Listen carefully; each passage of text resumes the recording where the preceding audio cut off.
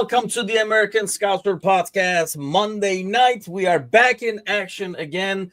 Another Monday where we get to talk about a great weekend, and we didn't even freaking play. So there's that. And I'm sure you boys talked a lot about it in the Premier League show, but we'll kind of like touch up on the weekend, how it shows for other things. And I am your host, as always, Timuchin here in Chicago. Cold, but you know, it's December. It has to be taken. I don't go out that much to deal with the colds. Like Gally over here driving early in the morning, dealing with the colds. Gally's here. What's happened?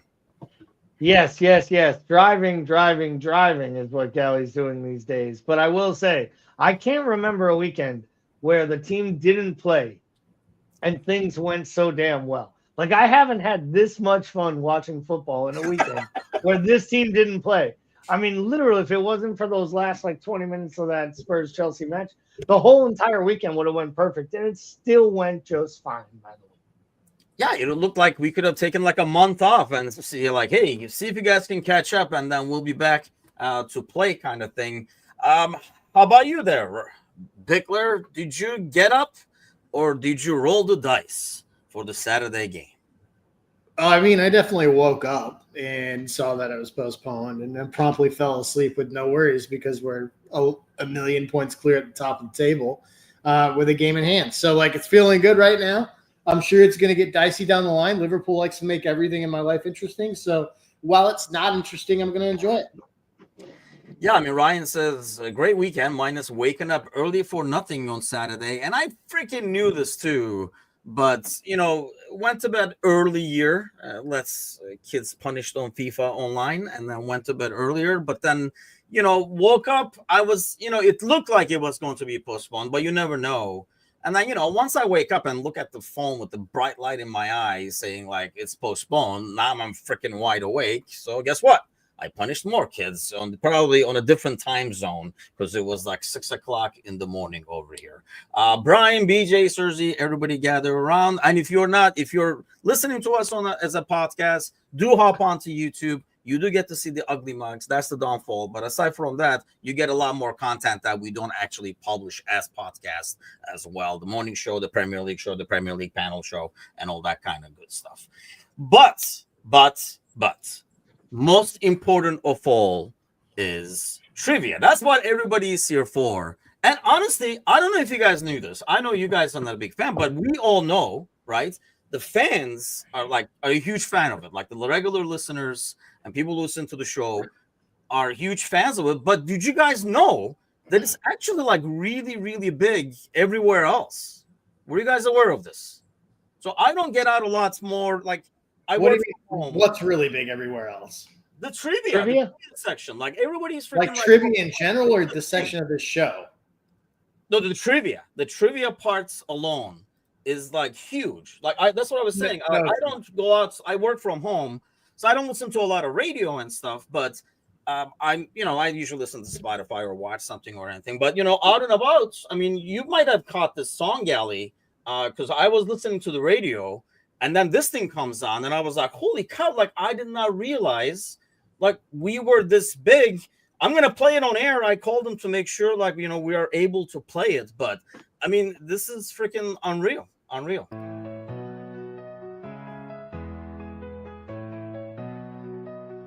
Here come the lyrics. It's Monday night, and we're ready to roll. Tim Nelson's got the trivia we all know. Is this Rebecca Black?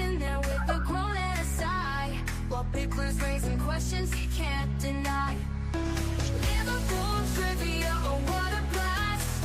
Some Nelson's questions coming fast.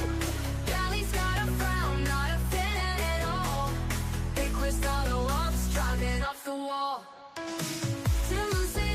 Oh wow. Well, I want to go on record right now. AI is ruining the world. Oh, it gets better. I don't know what you're talking about. This is on the radio, man. Everybody listen to this. Oh. Just when I thought losing my liberal arts degree with AI was the worst part of it.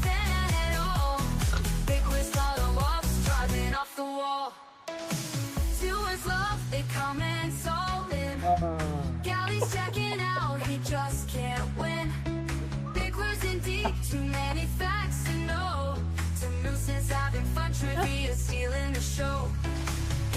station spinning, he's ready to bail. Bickler's curiosity setting sail. To moose and start another stop, we're prepared. Fear we're sitting back, they're fully snared. Wow. Is that cool or what? I gotta tell you, man, this, and I'm not just saying this because you have his thing up there, but this really does feel like a Matouche thing. I mean, You mean the Euro trash techno or which part of it? Pretty much all of it. I would say if there was like, if you had showed me like a 7.5 foot Matouche standing over like fake turntables in like an outfit that looked way too good with like a really expensive cocktail in his hand, I would absolutely believe he was mixing that up. I mean, this is just something I can see him waiting for, like at the L stop with his AirPods in, doing on his phone. Like I could definitely, it's lanky ass. It's absolutely Perfectly both a compliment pleated and an insult from me, Matouche, just so we're clear. I A have a rock compliment version and as an well. insult. But I'll say the rock version for another night because I thought that was like just like classic over here. And I died just like listening to it. And I sent it to BJ first. And Matouche got to listen to it this morning after the show as a tease. But Unbelievable. yeah, it is unbelievable. But you know what's unbelievable is the question of the day. Okay, so December 9th is where we're at now. On this date, on December 9th, 4 or 5 years ago, you guys will remember the game. We played a Champions League group stage match against Midtjylland. Probably going to remember that game for all the wrong reasons, right? Jota. Scored a goal in the first minutes. And then Billy Konate, remember, he was like the big thing. He made his LFC debut as 46 minutes. We had a player, and his name is not Gerard, who was captaining the team for the very first time that game. Who was the player? Yeah, let's start with you. If you guys get it wrong, I'm going to play the song again. So that's Chilby. No. It was a. I love how Bigler is just intently, quickly scrolling through FOTMob trying to find the match. But it's. I'll give you enough time. Keep stalling. Come on. Yeah, exactly. Pass the ball in the back. The messed up part is it should literally be like Nat Phillips because we should have played a bunch of kids, but we didn't. We rolled out actual like senior players. I remember how absolutely livid I was when that lineup went out. We played players. There's a lot of bench in there. I'm going to give you guys the starting 11, but there's a lot of bench in there. But obviously, the famous Jota ordeal where he got injured was the deal. The Ryan is going with Ox. Serzi says Trent. I'm going to say Mo. Bickler. I have no idea. I'm going to go outlier here, and I'm just going to go Joe Gomez because we started him this last match. It's a good The correct answer was Trent, actually. Serzi gets it right. Trent's first game. Here's the lineup. Kelleher in goal. Costas, Reese Williams, Trent, Fabinho, Keita. One of the rare times he was healthy. Was this when we were doing the Fabinho experiment at center back? It sounds like it, right? Because when I read the lineup, I don't see another center back. So I think Fabinho is the second center back. Yeah, with Reese. Naby Keita, Clarkson, Minamino, Mo, Jota, Divac was our starting 11 that game. And I think, like I say, we all probably remember that game for the Jota injury that Bickler still haunts Bickler to date. But in some ways, I mean, you look at that lineup, there is a lot of rotation in there. It's not like, we didn't rotate at all. But I can't remember. I mean, tomorrow's game, I'm going to tie this. So we'll start with tomorrow first, then go back to the Premier League. But tomorrow's game is not as much of a rubber game as this one was. This one was a done deal, I think. Like, we had won the group. So now that game has changed, there's seedings and stuff like that. Bickler, we'll start with you as you have Jota's heel injury flashbacks there. What kind of a lineup do you want to see, and what kind of a lineup do you think we will get in terms of rotation? Dude, I would put out the kitchen staff in this match, and I mean that in all sincerity. I would rotate super heavily. And then I would go into the weekend with my best starting 11. Do I think that's going to happen? Absolutely not. I think it'll be a mix, which is probably the smart thing to do. And I think it'll probably be a mix, like, right down the spine will probably be the strength of your side in terms of, like, I think we'll probably have a vet or two at each level. Okay. I mean, to quote the big man himself, Gally, everybody is really fit. I know what that means, like really fit. No reason to rotate from the next match. We will start with a very good lineup tomorrow. What does very good mean to you when Slot says a very good lineup? He's not saying our best lineup. He's saying exactly. It basically says anyone I put out there and give a jersey to should be confident in which they're playing. You know what I mean? Like, to me, that's what it says. I have full faith in all these guys. Yeah. So whoever we put out there, we're going to go at them and we're going to play well. I think you have to have – I think not having Everton helps, right? You didn't have to play 4 days ago. You've had a break. I think you will see some players, but I think you have to rotate some guys here. I mean, depending on who's back fit. I know Jota and Allison are in training. I don't think I'd start either of them. McAllister is suspended for Fulham. So you have to assume McAllister's going to play, right? Like, that to me is kind of – for this one as well. What? He was suspended for the Champions League too? Yes, because I remember talking about, I'm pretty sure, I'll have to double check, or we'll let the audience double check and fact check me on this one, but I'm pretty sure we were like, oh, he's going to get a break because he's suspended from both. Oh, well, then I guess he's got himself a nice break then. If that's the case, then I think Endo has to start. I mean, I would toy with Endo and Morton at the base. I know it sounds crazy. I would make the double move because I think Gravenberch needs the break more than anybody. And I want him fit for Fulham because Fulham's actually got a midfield that's actually making that you're going to have to work to get through and will come to Anfield and cause you some problems. So for me, Morton's out too, I guess, from what I'm seeing. I didn't know that. I thought he was fit and playing with the under-21s, but I just feel like if we keep running Gravenberch out there, there's going to be a period where we find that this player just can't do this every single match, week in and week out, and giving you 90 minutes. It just doesn't seem prudent to me. So at some point, I feel like they have to give these guys a break. Could Elliott maybe get a start? And drop Jones too soon for him. I mean, you would think. I mean, yeah, like Sorzi says, Gravenberch was at the press conference, so usually that's a sign that you are actually starting the game. But at the same time, Bickler is. I almost find it that we are going to see ultimately everybody out there, but limited minutes. Somebody's going to get 60, somebody's going to get 30, because there's something to be said about if these guys don't play. Let's say Gravenberch, for example. Even Maca, I kind of like semi-worry about because that is a long break. There's something to be said about like momentum and everything like that, about having almost too much time off and having like a week and a half, 2 weeks off, and then starting a Premier League game or something like that. So does it make more sense to give everybody some minutes, just control those minutes? Or would you rather have him not show up at all for like 10 days, 14 days, or whatever it is? I think that's fair. And I think that Slot has shown a willingness to use 5 substitutions and use the bulk of them early, which I love because it really, you can go down to 2 or 1 substitution as your late sub, and then you can essentially give players, 2/3 of a match off. And in that way, you're almost resting players, right? It's kind of like an alternative rotation. I do like that. And I think that, Slot has seemed to figure out that, like, especially when you're looking at the midfield wing pairings, those positions almost seem to run in tandem. Like you can play, like there's certain players that seem to play really well together, whether it's Gakpo Jones combo or however you're running those combinations. So it does lend itself to that kind of substitution pattern, which is nice.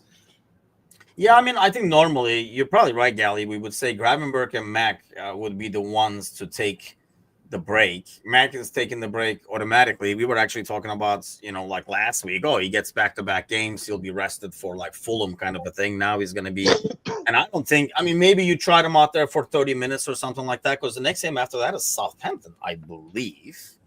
Right? League After Cup, yeah. So you don't want to like start him there or anything like that either. So, but you don't want him out of action for that long, probably. How about up top? I think we don't have a lot of options in the back in terms of rotation. That's why this whole postponing was probably a good thing at the end of the day. But up top, we know Mo is going to be out there because he probably already penciled his name in the lineup. But like, who do you want to see out there? Who do you want to see rested up top? I mean, I think against Girona, I think you're gonna. I as much as it's gonna bother everybody, I think it's gonna be Nunez and one of the guys on the left, probably Diaz. I think if it's a dead rubber game and it's a game that doesn't mean as much, you probably run Nunez out again to give Gakpo a little bit of a rest. Him and Diaz have been picking up a lot of slack, and Diaz may need to play some more through the middle if Nunez continues to not fire and not be trusted in the bigger matches. And then I think Jota's there to come off the bench, but he's not ready to give you a start yet. And I don't think Jota'd even be ready to start against Fulham, right? You probably want him to get 20, 30 minutes under his belt against. What I think I'd like to see is Nunez start tomorrow, start Diaz through the middle with Gakpo on the wing against Fulham, with the idea that you could bring Jota in tomorrow for Nunez, get a few minutes under his legs, and then maybe bring Jota in for Diaz, or bring in Jota for Gakpo and move Diaz to the wing. You know what I mean? Against Fulham. I've been someone who's tried to find the way to back up Darwin. It's not working. It's surely not working right now. And I think as long as you have other fit, firing, offensive attacking players, you should be playing them in the big minutes. And you should be playing Darwin in these less than meaningful games and League Cup games, etc. Yeah, I mean, let's talk about it a little bit. That was one of the players that I wanted to kind of like run by you guys and see where you guys are at with him. Obviously, after the Newcastle game, which Newcastle was the site where he kind of like created something out of nothing, some great finishing, and won 3 points last year when we were down to 10 men and all that kind of good stuff. Look, we've been patient and we want the dude to succeed. And he's an easy guy to root for, Bickler, because of the efforts and the body language overall. And you can kind of see he's trying hard. But I've been saying this for a couple of weeks now. I mean, I would try hard if you put me out there to play for Liverpool, but that's only going to get us so far.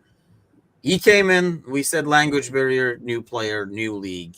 We waited a year. We said second year, okay, now Slot is here. We were like, well, let's see what happens. Where are you with the Nunez experiment? Is it time to kind of like call it dead, if you will? Listen, I'm fine either way. I'm probably a little bit more of a defender than a detractor of Nunez, just because of the, his story in general gets me a little bit in the feels. But I think I also think whoa, really? Of all people, Nunez's story gets you in the feels. I mean, a lot of South American players, I think, have that, and I get that. But is it because I feel the same way, but mostly not the background story, but his, I think it's the fact that the whole thing of his brother really was a promising footballer and wanted her to make it, and he just didn't He didn't get the call up that he was expecting and lost his spot in the academy. And so Nunez withdrew his spot to go work closer to home and make money. And his brother basically was like, if I can't make it, you have to try. And his brother basically talked him back out of going. He made it. He's got this really unconventional rise in through the ranks. And he had none of the pedigree or the plaudits or the sort of buzz that you would get from a player like Gakpo, who came up in a very different manner. Yeah. So I think it's the true sort of street orphan alley cat part of Nunez that I pull for. And you see that in a lot of how he acts, I think, and sort of his tenacity in the game.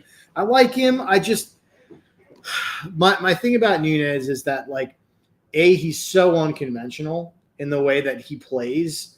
And B, the thing that worries me is that I don't know that I've seen a lot of development in some of the stuff that are things that you have to have development in that aren't technical. like things like just like positional awareness and like, you know, understanding how offsides works and things like, and just understanding where to be and when to be, like those types of things. I don't think that I've seen enough development in those areas, and that's what really worries me. And I think that if he gets a full year on their slot, and Slot isn't in a better spot of knowing how to utilize this player than he is when he came in, and it doesn't feel like we're getting any closer. It feels like, if anything, we're maybe getting a little bit further away right now from him having some sort of real defined role and understanding of what he's supposed to do in this system. Then I'm fine with moving him. He'll probably be a player I always root for, and probably one of the players that leaves that I really, really like wish and wonder what could have been. Yeah, I mean, the thing with him, I mean, I don't know. As far as I'm concerned, like I say, you can't blame the effort. I mean, he tries, but trying only gets you so far, Gally. It just feels like, and here's the thing, I feel like this new system, I mean, it's in its early stages, but down the road, it's a lot more structured even than Klopp's system. The way we defend, the way we press and stuff like that feels a bit more structured and a lot more specific. Maybe because it's early and so we're like trying to figure it out. But him not fitting that is a major concern, because we felt like, hey, maybe Slot will find a way to fit him in. I still don't feel comfortable when he is playing in the middle for our pressing. That's why any like top team when we play against, you know, I want, you know, Diaz in the middle, because that experiment has worked. And obviously you're getting like results off of it. He is the kind of player that would give us fits. If he was playing for Girona tomorrow, we're probably talking about Wednesday about, man, that guy was a pain in the ass. He was all over the place. He was so fast, blah, blah, blah. But it feels like he's just not good enough technically and tactically for the Premier League.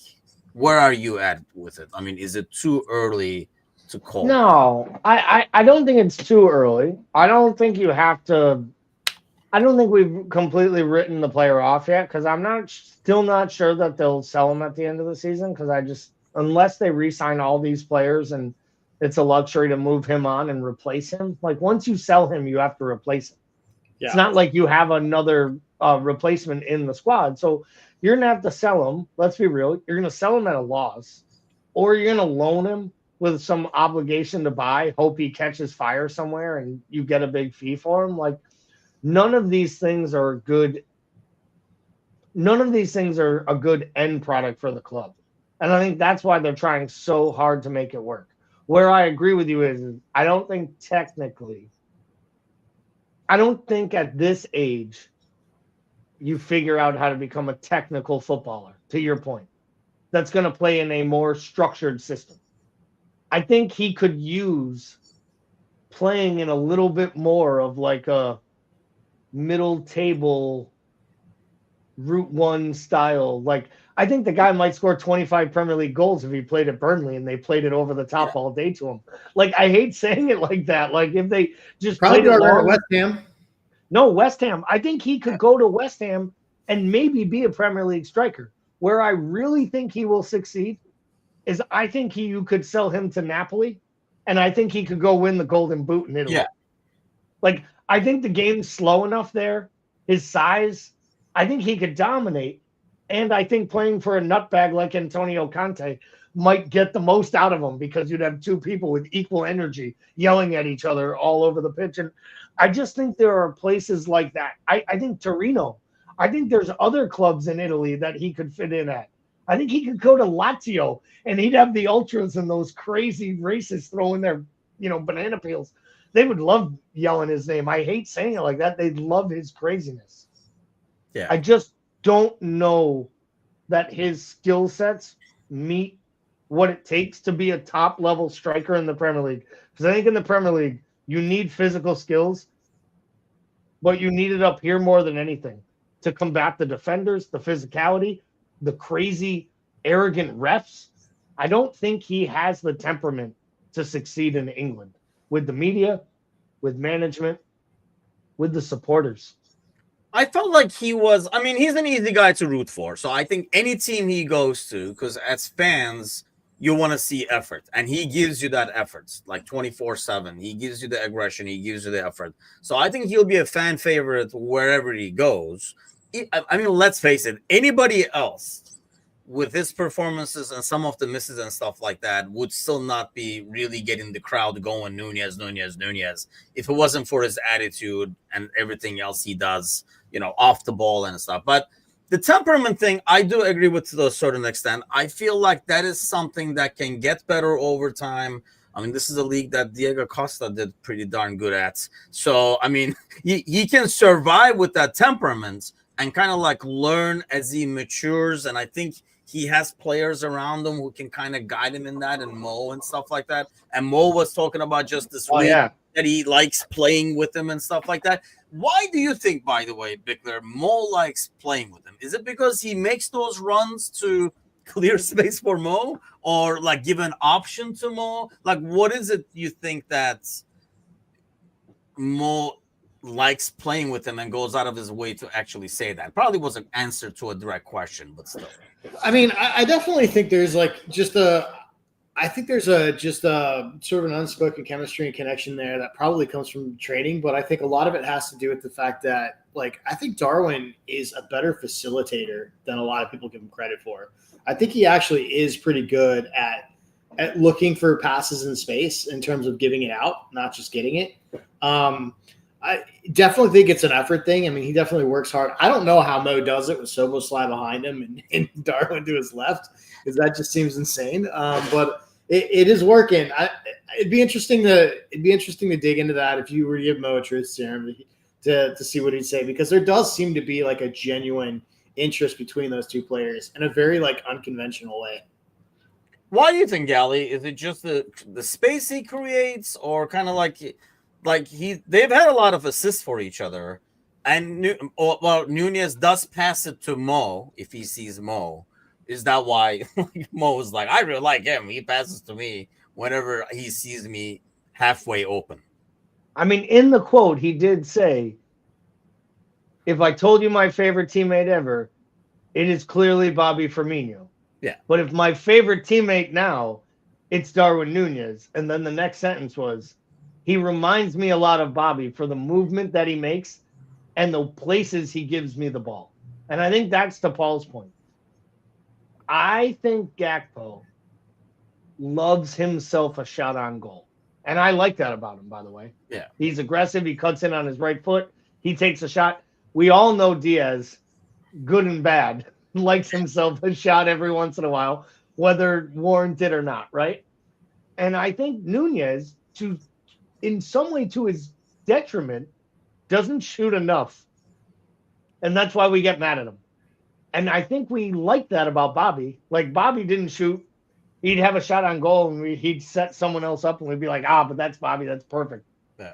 I think when Bobby left, we convinced ourselves we were getting a central striker, a number 9, a Holland light, a guy to play through that's going to score the goals, and it was going to change. And then all of a sudden we got Nunez, and all the things Nunez did well were the things that Bobby did, like drop deep and try to bring Mo into play. But ultimately, my question is this just come down to the fact that maybe Nunez realizes the best player on the pitch is the right wing, and he truly is the striker? And even though he's the number 9 in the center of the pitch, he wants things to run through Mo, because when things are running through Mo, this team is at its like operatic high. Because to me, that's what it looks like. They're all right now, they all feel like they're forcing the ball through Mo as much as they can, because we're back to one of those moments of literally Mo is in one of those runs of form where everything he does comes off right now. I mean, they should have went to him more in the Newcastle match. I mean, the thing is, the passing patterns, if you look at it, even if he's not in a good game or anything like that, everything still goes through Mo in terms of, opening up the other side where we've kind of like overload that side, and then you can expose, you can isolate, Gakpo on the left wing or Diaz on the left wing and stuff. Everything is going through Mo. I guess the catch is that, one, nobody's Bobby, and out of the squad, Nunez is probably like the furthest guy away from him when it comes to, like tactical and spatial awareness and stuff like that. Those are qualities that he does not possess. One thing I do see with, Nunez is, I think you see this with like Trent and stuff too, and Curtis to a certain extent. I feel like they get the ball to Mo the way Mo likes it.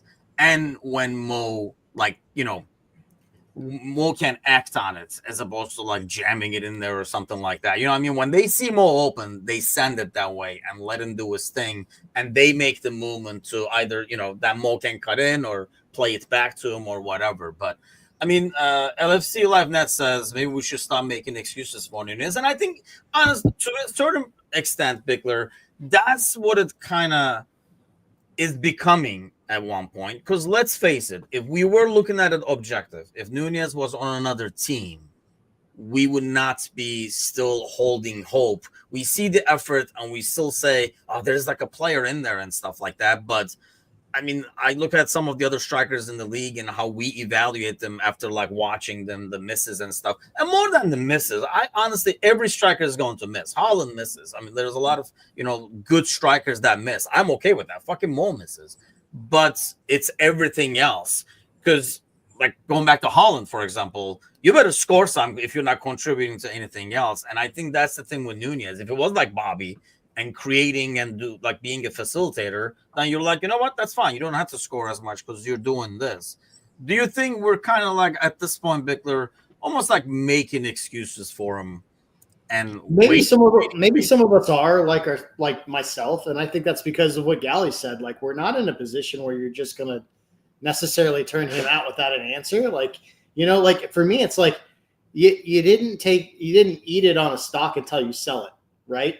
Like, and we haven't sold it yet. And like, to me, it's like, are we making excuses for him? Sure. But I think some of us are like being unnecessarily like harsh in our criticism of him too. I mean, when we say things like he's committed more like twice as many fouls as he's had shots, and we don't fact check that, someone like me can easily Google it and see that he's actually had one more shot than foul committed. I question where that's coming from.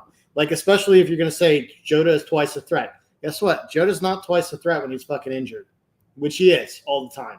So, right.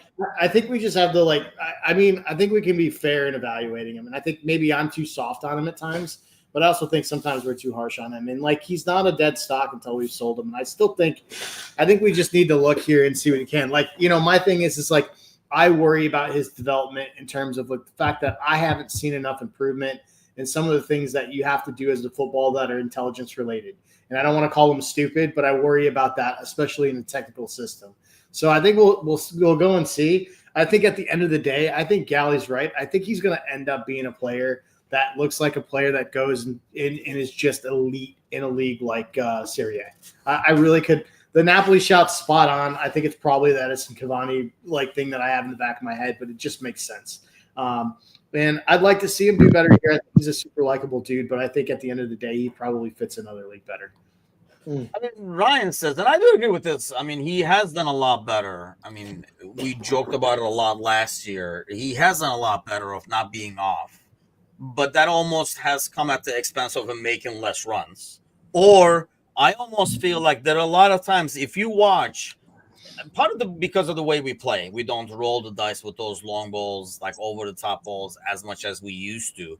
But there are a lot of times, Gally, where he makes the run and he does not get the ball. And I don't know if that's because, people are afraid he might be off at that time, or the timing of it with other players and stuff like that. But I do agree that, with LFC, and he's sending receipts of links that show those stats too. And yeah, just going off Fop 16, 15. I mean, it doesn't, sure.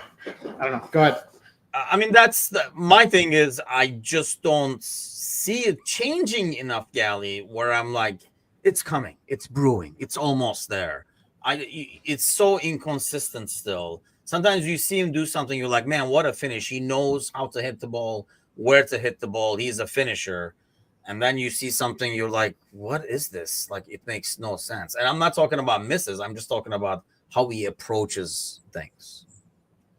Yeah, listen, I think if you're looking for a cerebral assassin, you are not going to find one, because I'm not sure there's a large brain inside that dome, okay? I don't want, newsflash, Darwin Nunez, not the brightest. Like, we've seen some of the responses, his temperament. I'm not knocking the guy, but do I want him to succeed? I absolutely do. Do I think he will? I don't. I want him to. Yeah. I was bullish on it. I tried to keep battling. I fought the Gordos. I fought the Kazis. And I still think, to Paul's point, that there are still some people that go too far one side to the criticism, because I think they quickly sweep under the rug for the players they like. Similar types of things we could be critical about their game, right? And I think we just sweep those under the rug because they fit the narrative that we like. And I think banging on Nunez is easy. I do think right now, if Jota is fully fit, he's firmly the fifth attacker in this setup. And that's where he started the season. And after 2-3 weeks, it looked like he kind of fought himself up that pecking order, where for a bit he was almost like head-to-head with Jota, and it was like a battle to see who would get it. But to me, he is right back to fifth on the depth chart.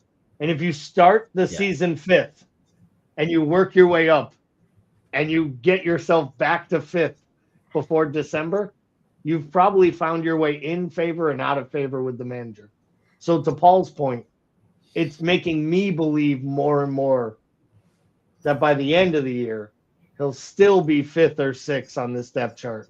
And in turn, most likely it will be the end of his time at this club.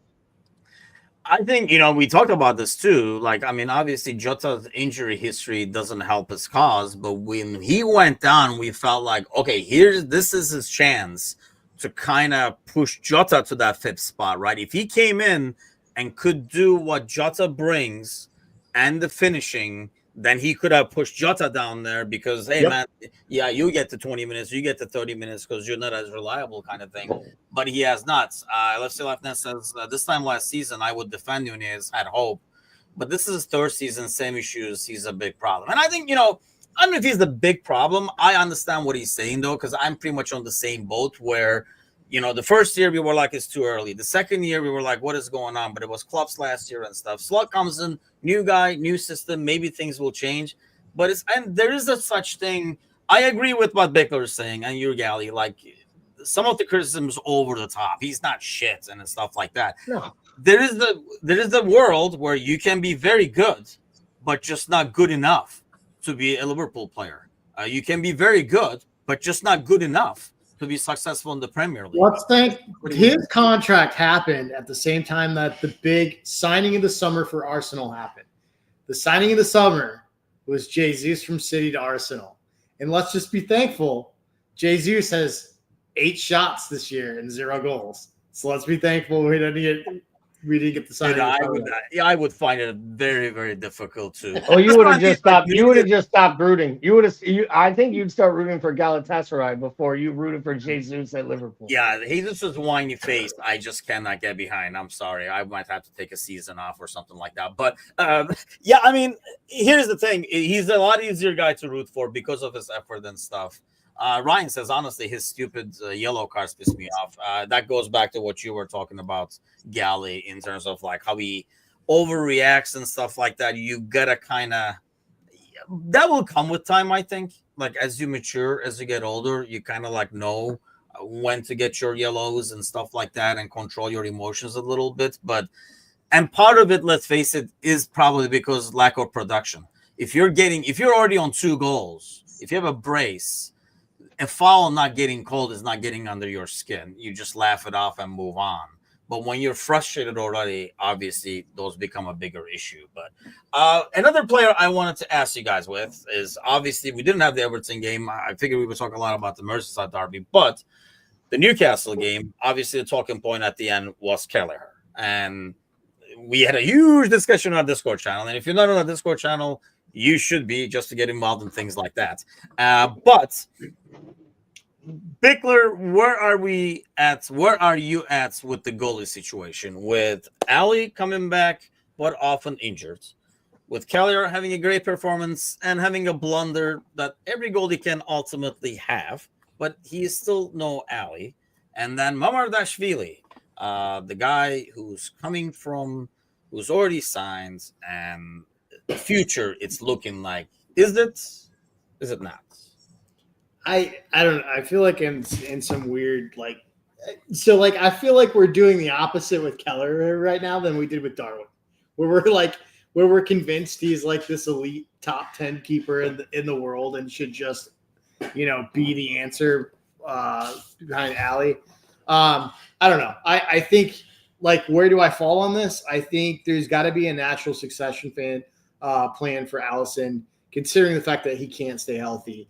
I don't think that succession plan includes Keller. I'm grateful that he's here. I like the kid. I think he's done well. I do not think he's an elite keeper. I think he's above average, and I think that he should probably be moved and will be moved in the summer. I think the future. I don't think we spent $35 million on a Georgian keeper for him to be the third string keeper or to play behind Keller. I mean, you would think, Gally, if Keller is not starting, he would want to move on. I mean, clearly he would not. I mean, telling him, Ali is going to get injured, you're going to get so many games, is only going to go so far.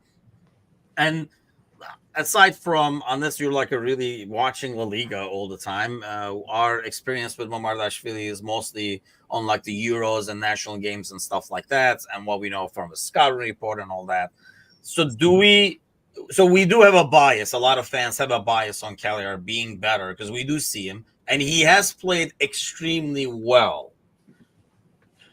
In most other cases, if we didn't buy Mamardashvili, let me answer that way. If he was in the equation, how would you go? Because you could, I think we talked about this maybe a month or so ago. I mean, it's not a bad stock to buy, a young, great goalkeeper, because that stock is only going to go up. So it's a decent investment. So if Mamardashvili was not in the equation, how would you approach it? Look, I understand Kelleher has put in some really good times. I just like to remind people that at this time last year, he wasn't the number one for Ireland. And before Bazuna's injury at Southampton, he was firmly number two. And they still talk about Trafford as being right there as Ireland, as competing as Ireland's number one. So we talk about how I love how coming off, our conversations were he was top three. I think the thing that led to the Discord was he was the top three keeper in the Premier League. At which point I said, what about Ederson and Emi Martinez? And someone came at me and said, Emi Martinez, Gally, are you effing serious? And I thought to myself, the guy who won the player of the tournament at a World Cup. Just that guy. I don't know. Maybe that guy. Yes, that guy who led a. But where would you put Keller, for example, in the Premier League? Top 10? 6, 7, maybe 10. But here's the thing. I yelled out Verbruggen for Brighton. Paul yelled out Hermansen for Leicester. And we got vilified for those calls, right? Here's the thing. I'm not so sure Kelleher's stats would look this good if he had to play keeper in front of that Leicester defense. See, that's what nobody is taking into account. Part of Kelleher's great numbers are he has the best defense in the league. He's had Virgil and Kanate in front of him. That gets under. That doesn't go into this when you take the red rosy glasses off. And to me, do you think Alisson stopped any of those goals versus Newcastle? Because I think he stops 2 of the 3. And I think the third doesn't happen. The third never occurs. Yeah. And the second one, he probably stopped second. I've said this already. I think there have been 2 or 3 times that goals have been conceded since Kelleher's been in that his footwork isn't always as great. His angles aren't as great. And that's understandable. He's a backup keeper. But I don't elevate him to something that he's not. And I think the fact that he's played limited time with one of the best sides in the world in front of 2 to 4 of the best defenders in the world has elevated his stock to a level that if he had done this the whole time at West Ham, I think we'd be watching him leak a goal or 2 every match, like Mark Flecken does at Brentford and like Sells does at Nottingham Forest. I think that's what happens when you have okay defenses against great elite attacking offenses. And I think right now he's catching it. And I think it'll be very telling. Not a single club came in with an offer for him this summer. Not one club thought he was the number one keeper. Yet we think he should replace Allen. It blows my mind. LFC Live Net says, Keller will go when a team matches our price. They didn't do in the summer. I think they will now. I think that price probably has gone up based on what he done. One thing that I think he's actually done, though, is because that's a different breed of goalkeeper. To be a guy, we were talking about this during the watch along for like Forster when we were watching the game. Some goalies are a lot better when stuff is constantly coming left and right. And it's a lot harder to be a goalkeeper when your team has most of possession and you are not called into action as many times. I think actually Kelleher has shown that he can play for a big club where he is not being called into action a lot of times and he can still make that critical save because he has done that over, the last few months. He has made some critical saves. But, here's the thing. This goes back to, and I've been saying this for a while, for anybody who was actually even creating a debate about Ali, or if Ali comes back, does he sit behind Kelleher? That's ridiculous. That's like basically Kwanzaa having a great month and a half, and when Van Dijk comes back, we're like, yeah, well, this kid is good, man. I know what to tell you. You're gonna have to sit behind them. When you're one of the world's best, you're one of the world's best, and if you're fit, you play. My thing is more for like the future because of the purchase of Mamardashvili. Otherwise, I think it would be a bit easier. You would probably bring Mamardashvili, and would Mamardashvili be the new Kelleher than Bickler? Because you would think he didn't sign that contract to become a backup either. I think people that think that we're going to get 5 more years of Alisson Becker are living in a fantasy land when you look at his injury record. And I think that we didn't spend $35 million on a guy to sit around for a couple of years. I think he's going to be in. I think he's going to be starting, and I think he's going to be starting sooner than later. The whole, his playing from the back, and we are doing it, that kind of worries me in terms of him. That's not being one of his characteristics, Gally. That's probably the only thing that sticks to me. People are talking about his save percentage and stuff like that. You got to look at the defense he's playing in front of. You got to look at the chances and what he's doing there to be able to evaluate those. So I don't think that's a fair comparison. The thing that worries me is, and we've seen this, I had Turkey play against them, so watched them the full 90, and I pretty much watched every single game that they played except the last one. He is not as good with his feet. Is that a concern? Or why would we even go after a player like that when you can clearly tell that slot system requires it? I've already said I'm not shocked. I won't be shocked to find out they bought him like a stock and a commodity at a cheap price, at a secured rate. Everyone's trying to figure out crypto right now and wishing they had bought it in in 2008 instead of now, right? Everybody wishes they got that Bitcoin at $600 now that it's worth $140,000. I think if you buy a $25 million keeper and you sell them for 40 or 50, it's still good business if you're a club that looks to make money. So it might have been an investment purchase, but my bigger issue isn't as much for the playing out from the back. It's Alisson's injury problems and what it means to the immediate. Because my biggest fear is call me Debbie Downer, call me, negative, whatever you want to say. I think if you believe that Alisson is going to make every one of his starts from his next start to the end of the season without another injury spell on the sidelines, then I don't know what you're believing, because he hasn't done it for more than 20, 30 matches at any one time over the last 3 or 4 seasons. It's been 4 consecutive seasons of 20 or more matches missed. To me, that shows a guy who is just broken down.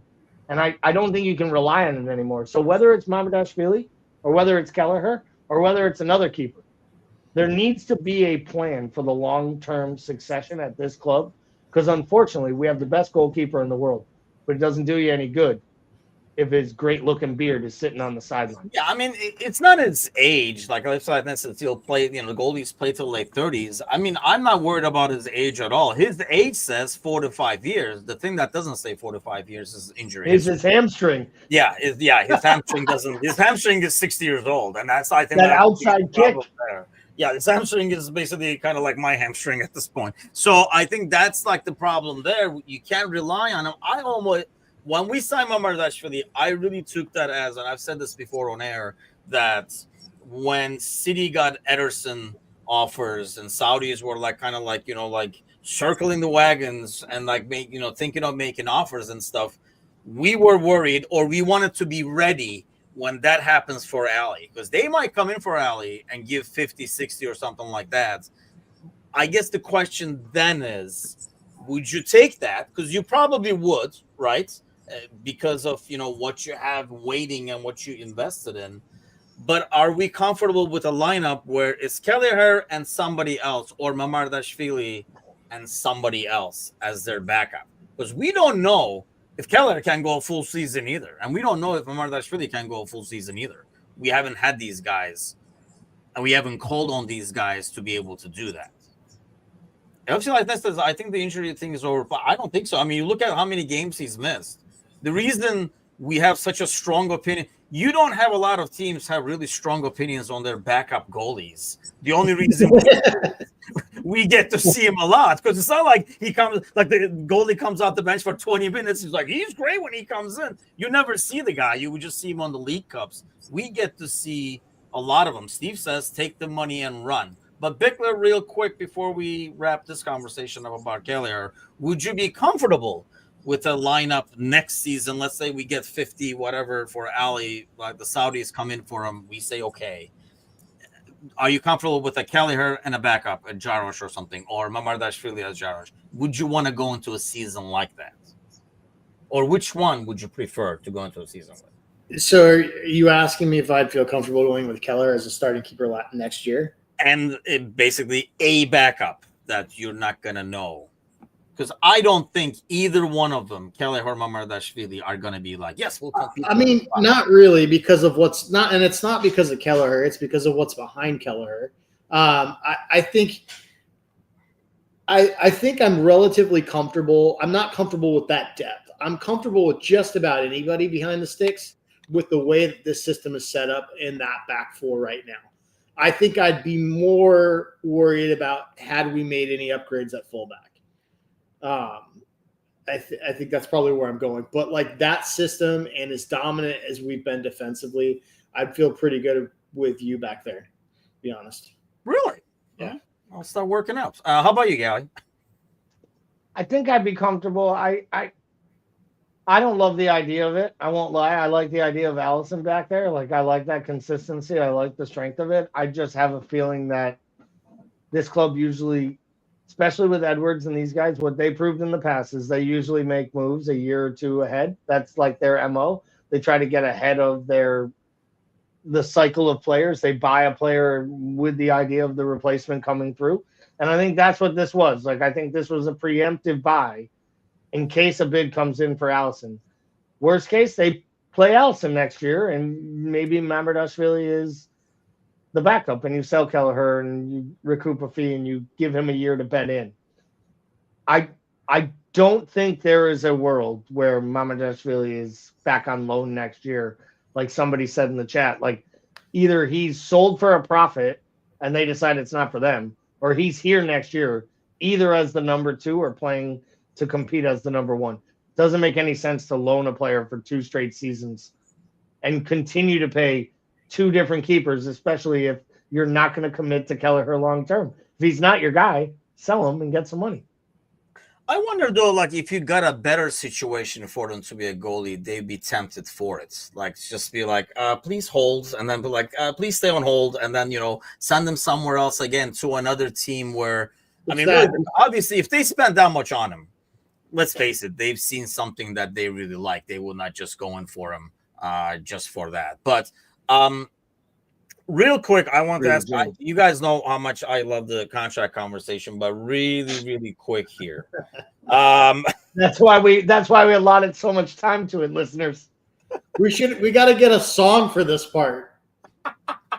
No, we don't. We lost subscribers and listeners. You want me? I can put it on the trivia song. Don't make me do it. Don't make me do it. But no, I mean, it just got released. We talked about it this morning's case too, but show as well, that the offers, they have been sent offers. Does that make you more hopeful that it's imminent, Gally, or it's just kind of like you guys wanted offers, We sent it. Here are some freaking offers. Stop bitching, kind of a thing from FSG.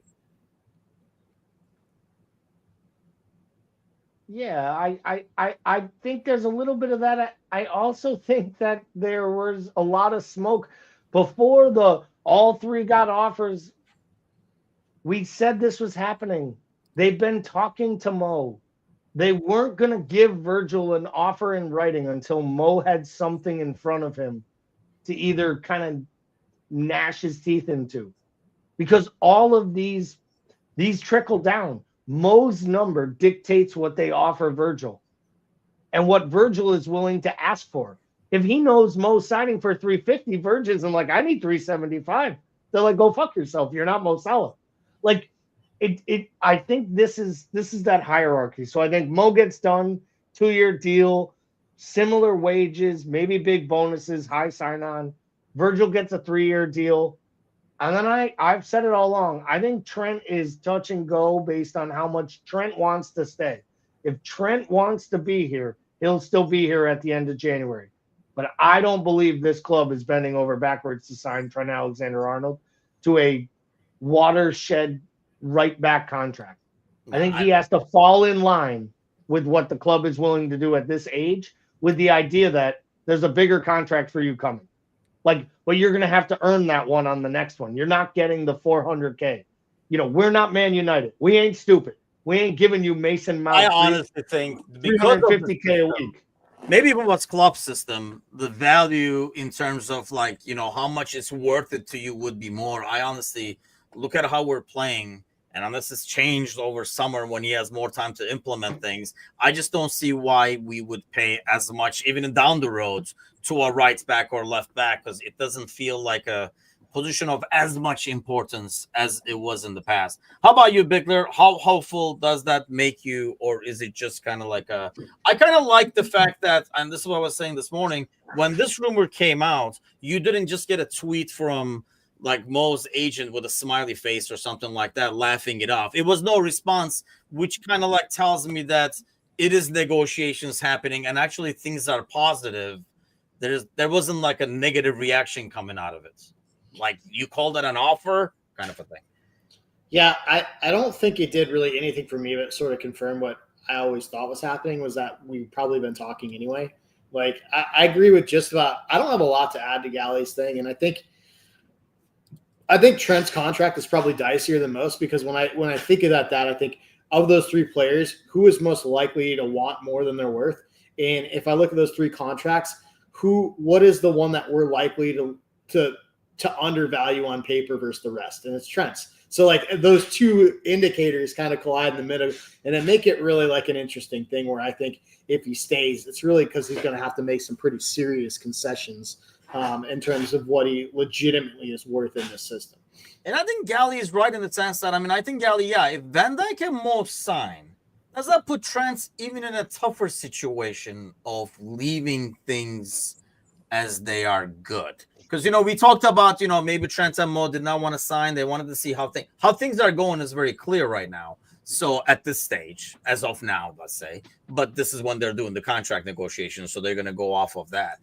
If, as you know, the graph is going up and you have a young squad overall, you're signing your experience over, you're part of that young squad, that midfield and young, and, you know, you have like guys up top that are young. Does that make Trent's situation even worse if he goes and signs for Real? Because what he's leaving behind is going to be really, really good.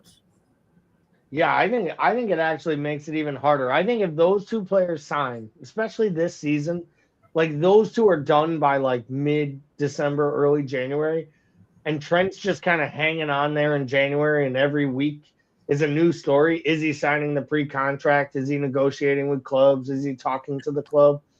I think it becomes a distraction for him, and I don't think it's a good one. And I think that he starts to get the real pressure from the supporters. And I don't think he realizes what it will be like should they turn on him. And I know everyone says, oh, nobody will ever turn. I think if word gets out that he's signed, a kid who grew up in the shadows of the stadium, who has a mural outside the stadium of himself, I think if there's reports that he signed a contract and still playing, It's not going to be an easy last 2-3 months for him. Will they support him? Will they cheer him? Will he give everything? I do believe he will. I just don't think it's a good look. And I think you're right. I think it will be a this is a watershed moment for this young man's career. And he's had a few of them already, which is weird for such a young age. Yeah. But I think this is a big, big moment that kind of shapes what happens next. Because I have a feeling that one of the most talented players I've ever seen kick a football could go to Madrid and drift off into obscurity. Because if it doesn't work for him at Madrid, he could be 2-3 clubs before you know it. Like just playing random matches places. Because I don't think he'll ever come back to England and play for anyone else. And I think if you go to Madrid and you're a star and you don't succeed, it's only downhill from there. Very few players rebound from that. Steve says next captain, he will stay. James is saying transfer has been at the club 20 years. I think he wants to try something new on this. I do not see this club, and I don't want this club to give him a deal that he can refuse. I don't want the club to give him a deal that he can refuse. And for FC like that, he is the right back. I got a news flash for you. The reason had an impact is, even if it was Bradley in the Newcastle game, we just needed a freaking right back who's going to play right back instead of a center back playing right back in that game. And I think, and nobody is debating Trent's talent, but I think it all comes down to value at the end. And no right back is going to be given. And I also think, we're looking at it. We're looking at an isolated moment in a match too, where we have everybody pushed up, and that slot system is not going to do that in many matches unless we're chasing a game, which we have seen how often that's happened. Let's see like that. What I love about FSG is they don't care about how they look. They just do what they think is right. Great owners. We should have you stuffed and framed or something like that. That and they'll give Trent a contract that is beyond what he deserves. Is basically the opposite of what FSG does. But I am all for LFC for life net, because we don't get any pro FSG on this podcast. Yeah, I mean, definitely not. So we can get one or James two more. James is in a car on the way from Mexico right now. That'll be the next song we come up with. You give Mo and Van Dijk contracts they can refuse, not try. Yeah, I mean, if you're forking out cash, those are because like I say, those are like a lot more valuable. But let's see what happens. Like I say, it's a lot of, this is why I avoided it as much as possible, but I figured we have to touch up on it. On our way out, let's do some freaking predictions over here. See, James knows what we're talking about when we talk about anti-FSG people. James is right there. Okay, Bickler, prediction time. Girona, tomorrow. What's happening? I'm going to go slot special 2-0. Gally. I think we rotate a little bit, maybe even start Kwanzaa at center back. Not saying he's going to make a mistake, but, well, he's only had a few starts so far, and he's made a mistake in each of them. I'm going to say we concede tomorrow, but we do pull out the victory. It's 2-1. It's a little shaky. Hopefully it's the right level of rotation. Yeah, I think we're going to have a pretty darn, like he said, a very good lineup going out there. Some changes done, but it's still going to be a pretty solid team going out there, and I think they'll get the win. And that makes the last two definitely a full zone buffer games that I think will be there. But if you're going to take one thing from this episode, one thing, Gally, it has to be this, right? Am I right? I'm right. Okay, everybody. It is so good. It's so good. But we'll be back. The single is coming out next week. So you guys can purchase that. It'll be on Spotify. But we'll be back tomorrow night. I'll be back with the panel. Hopefully we'll be starting the Girona victory. But we'll have United on there. We'll have Arsenal on there. The whole Ashworth and stuff like that. We'll probably talk about that. A lot to talk about around the league. And I'll just rub it in their face that even though we didn't play, Arsenal didn't gain anything. So it'll be good times. But do join us then. Have an awesome week, everybody. Take care.